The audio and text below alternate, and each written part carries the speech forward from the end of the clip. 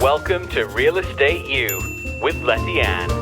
Lettiann here, Real Estate U with Lettiann. Welcome back to Season 2. I'd also like to welcome back Brad Barker with Career Education Systems. Welcome, Brad. Thank you. Good to be here. Yeah, and we are talking to Brad. Brad has been the director and is the director of education at Career Education Systems for going on and over 35 years. Correct. Wow. Yep. And I remember the day I met you, Brad, in 1993. So thank you so much for being on the show. You're welcome. Good to be here. Yeah. And as we talked about in the previous episode, Career Education Systems has the highest pass rate in Kansas and Missouri for the pre-licensing test for those who then move on to pass their test. So if any of you out there are considering getting a real estate license, one, thank you for tuning into this episode. And two, please go to careereducationskc.com. Well, it's actually careereducationsystems.com. Careereducationsystems.com. It's kind of funny, Lettiann. Yes. We came up with our name back in 1980 before there was an internet. If we had known there was going to be an internet.com, we would have shortened our name. But so it's a long one, careereducationsystems.com. Beautiful. And that'll be on the screen here for anyone who wants to check out their website. And just a brief recap, for those of you considering getting a license, you'll need to take a pre-licensing class based on the home state you live in presently. You get your home state first, and then you go on careereducationsystems.com and you can take an online course. You can also take a classroom course and then a nighttime classroom course. So you've covered all the bases and doing a great job there. And I love all of your instructors, as I'd mentioned before. Thank you. So, Brad, in this episode, I'd like to ask you, why is it so, and I'm going to put this in someone else's terms, why is it so easy for someone to get a real estate license? It's a good question as far as why is it easy. And I'm not sure it's easy per se, because most people are scared to death of a test. But as far as the number of hours, it's just a few weeks, 2 or 3 weeks, you're up and running and you're licensed. Part of that is simply due to federal laws that we want to make it where it's not so prohibitive to get into the industry. And so that's one of the reasons we just don't want to prohibit people from realizing their dream. Again, as you and I have talked, a lot of people in my class have said, I've been thinking about this for years, and it's very important, and we want to give them the ability to get that done. And so the state, our government, has basically decided to be able to sell real estate, then we have to establish minimum competency, and the 72 hours for Missouri or 60 hours for Kansas and passing an exam is basically good enough to protect the public and allow people to get out there and realize their dream. So, and you've been in this business and probably eat, sleep, and drink this business for decades. Yes. Why do we licensed real estate professionals get such a bad rap, in your opinion? I believe, as far as getting a bad rap, I think it's simply due to the fact that the public doesn't really know what we do. I make it a point, and I've had more people tell me this over the years, Lettiann, something I told them in the initial pre-license class, and people like you that I keep in contact with years later, and they'll say, Brad, I remember 15 years ago, I remember what you told me in class. And what they typically say is, you told me in class, brand new getting licensed, that as a real estate agent, that I earn every dime of commission money that I make. And that always stuck with me, because when you are good at your job, you make it look easy. And I think when people see a really good real estate agent, they're thinking, gee, that's pretty easy. I could do that, until you get out there and try it. And then you realize, my gosh, there's a whole lot of work here. It's the example of a sculptor I've always heard, sitting there doing a sculpting something, and somebody walks by and sees him chipping away, and somebody says, that doesn't look too hard. And the sculptor says, oh yeah, it's a piece of cake. You just take a hunk of rock, knock off what you don't want. It's like, until you try it and you realize, oh, there's a lot of skill and expertise involved.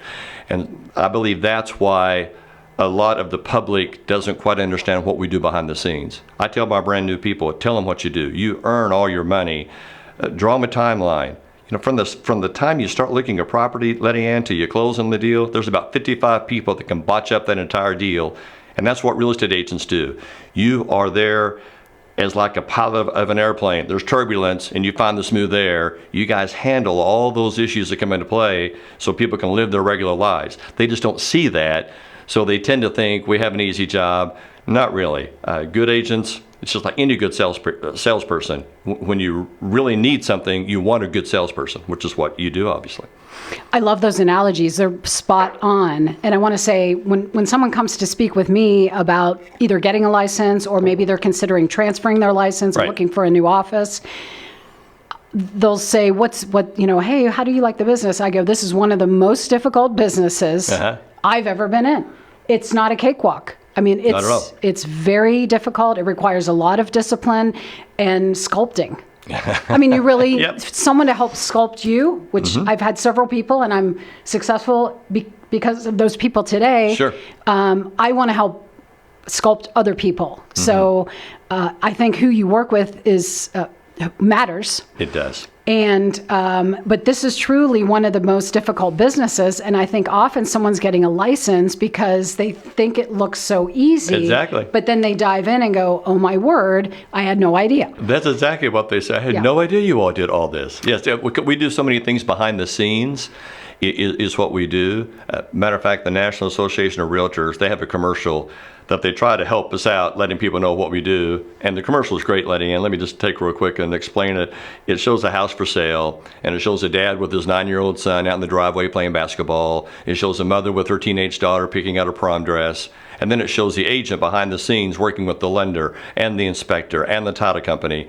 And it comes on and says, you have a life to live. We let you live it. We're real estate agents. Real estate is our life. So while you're continuing on living your life, we're doing all the behind the scenes thing to make this nice and smooth. And keep in mind, whenever you move on the residential side, it's like the third most stressful thing we go through in our life. And that's what we do for people, is hopefully eliminate that so they can keep on living.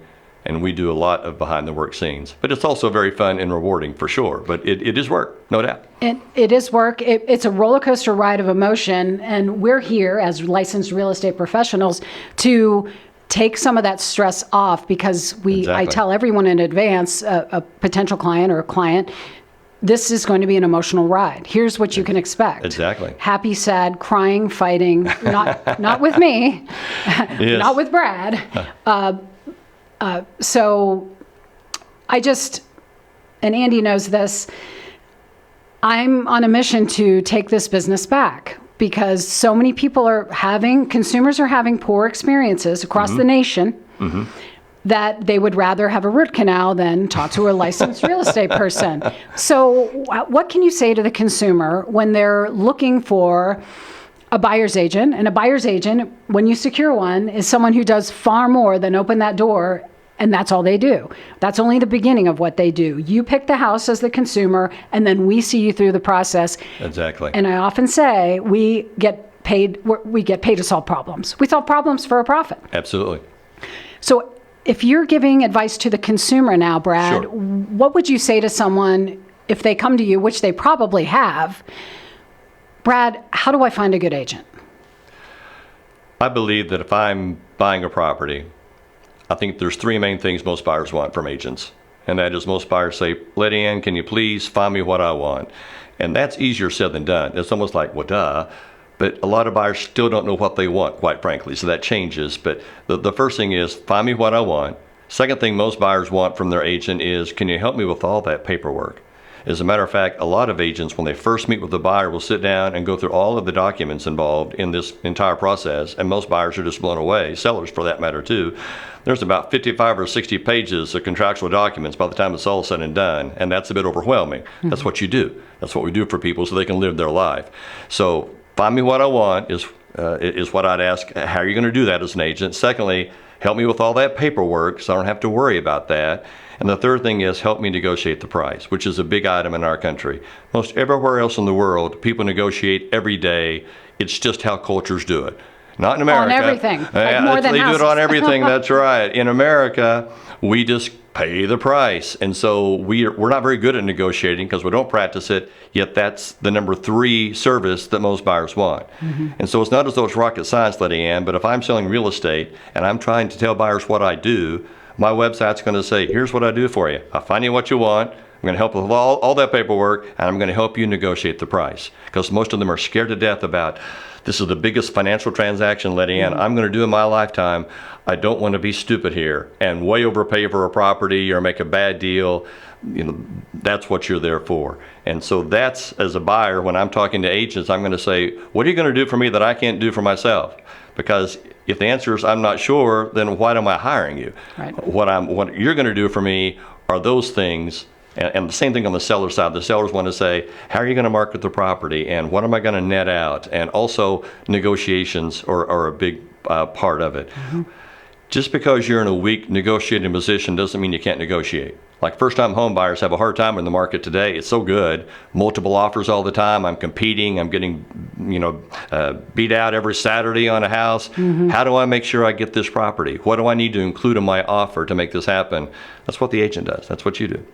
And buyer consultation appointments are so important. Yes. And often you can't get a buyer who wants to buy a home into the office or a coffee shop to get their needs and wants. And Sure. I convey to them, this is how important your needs and wants are. Because Yes. as soon as we start looking for a house, your Yes. emotions are going to take over. Absolutely. And all of a sudden, you're wanting to buy a house with a pool. When you just told me last week at the buyer consultation, oh, no pool, but we want a Right. fenced yard. Then the emotions take over. And then if someone doesn't bring you back down, really ask you to think about it thoroughly. That's true. I think oftentimes we're counselors as well. We are. Yeah, and we didn't even mention the inspection process for both buyer and seller, Yep. but that's okay. I want to ask you a couple more questions. Back to the classroom, who are you seeing in the classroom, Brad? And what age group, or who are what decade or what age group? Are they millennials? Who's coming in for the majority for licenses, or is it just completely, is it the empty nester now, or is it someone with kids in college, or is it a millennial who just out of college, or someone Sure. who just graduated high school? What are you seeing in the classroom? We do see across the board, the average age of real estate agents in this country is still roughly around 55 years old. Oh, okay. So most of us, it's a second career type idea. But I also see 18 and 19-year-olds in class all the time. I got my license when I was 19. It's one of the best things I've ever done, not just for a career per se, but even when I was at college and I was an accountant for a while, and I'd have on my resume, I had a real estate license, and you don't see that for a lot of 20-year-old kids or 22-year-old kids, and so that's a nice thing to have.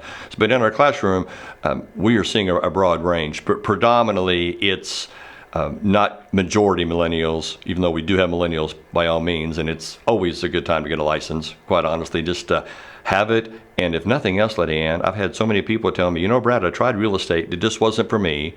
And I said, do something you like. Life is short. If you just don't like this, do something else. But they have said, I so enjoyed the training. I learned so much just from personally when I buy and sell real estate. This was well worth it. So we're seeing that across the board. But I'd say the majority of our people in classes are the 30 to 40 to 50-year-olds and retirees. Yep. Sometimes they retire, and I'll have a guy tell me, my wife said, get out of the house, go do something. You're driving me crazy. We get those folks as well. So it's really across the board. Yeah, that's great. I'm trying to think I just had a question for you. Forgive me for the stutter, my producer. Well, I can tell you about millennials a little bit, not only as far Yes, as that'd be being in great. class, Yes. but the question that comes up all the time in continuing education classes, and that is, are millennials still buying houses these days, or are they just renting, and is real estate still a good investment or not?